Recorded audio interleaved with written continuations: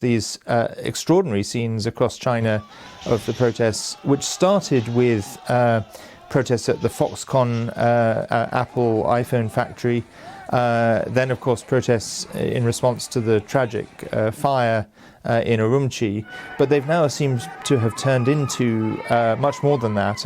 Protesters are calling on Xi Jinping to step down, calling on the CCP to step down, calling for democracy and freedom. And I mean, it looks to me as if these are the most significant protests since 1989. And they are, I think, a boiling over of not just frustration at the very draconian COVID lockdowns, but actually rebellion against the very severe repression, the surveillance state that has developed under Xi Jinping over the last decade. It's very interesting. These lockdowns, I mean, they're, an extreme form of social control, right? And so I think they're kind of emblematic of a lot of what the different groups that you describe at length in China Nexus have been subjected to. Of course, much worse in most cases than these lockdowns. But somehow it just struck me, right, that the broader part of the Chinese population has experienced this now, actually. Yeah, that's right. I mean, we've seen, and as I describe in the China Nexus, the horrific persecution of the Uyghurs, which I believe is increasingly recognized not only by the United States government, but by many other parliaments and other entities as a genocide. We see the continuing atrocities in Tibet, the persecution of Falun Gong and forced organ harvesting, which certainly has been declared by an independent tribunal as crimes against humanity, the persecution of Christians, and of course the dismantling of Hong Kong's freedoms and autonomy in flagrant violation of an international treaty. So all of those things have been happening over recent years. And in mainland China itself, we've seen increasing repression, crackdowns on lawyers, on bloggers, on dissidents, and on civil society. But now we see ordinary Chinese people themselves who are not politically active, who they themselves now are speaking up against the repression that they're experiencing as a result of the lockdowns. Well, so one of the things, again, that sort of struck me in all this is there's, of course, all these people in China who are sending out information, including some of our sort of underground correspondents, sending out videos and photos and information through the Great Firewall of China, right? This amazing kind of barrier to free information. And, one of the things that came out was that these protesters, all of their, they have the QR codes, right? They're supposed to have their COVID tests green. Well, all these protesters, suddenly their QR codes turned red. Now that's interesting. Very interesting. Absolutely. I mean, it seems to me the most blatant illustration of the CCP's weaponization of COVID restrictions.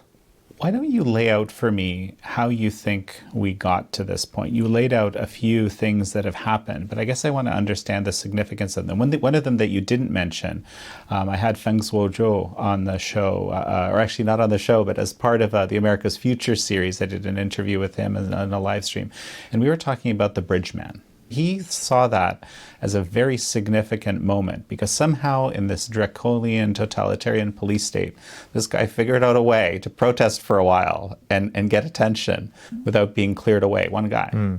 So I'm just wondering, if the people that are protesting now maybe didn't get some inspiration from that or maybe some lessons.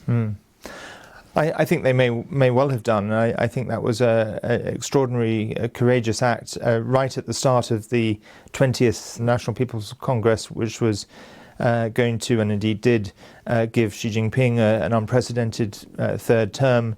And everything kind of looked good for Xi Jinping at that moment. He seemed destined to be in power potentially for the rest of his life if he chooses to. But now suddenly we're seeing protests against that, starting with Bridgeman and now the protesters against COVID. And I think I've just written a piece for the Daily Telegraph in the United Kingdom about the protests.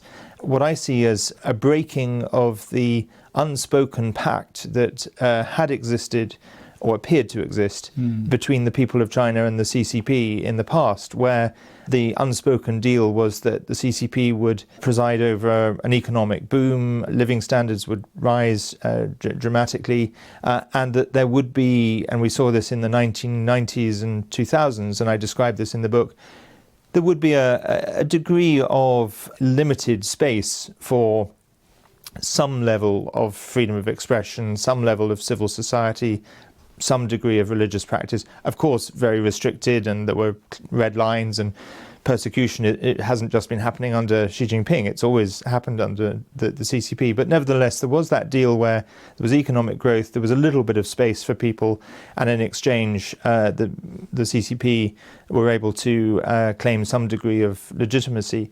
And it appears that the people of China are increasingly recognizing that Xi Jinping has broken that pact, because he's no longer pursuing economic policies that support private enterprise. He's reverting to a much more ideological rule, and I think the people are now beginning to realize that and to stand up. So you mentioned earlier the obvious forced removal of Hu Jintao, the previous leader before Xi, from the room, very publicly, I might add.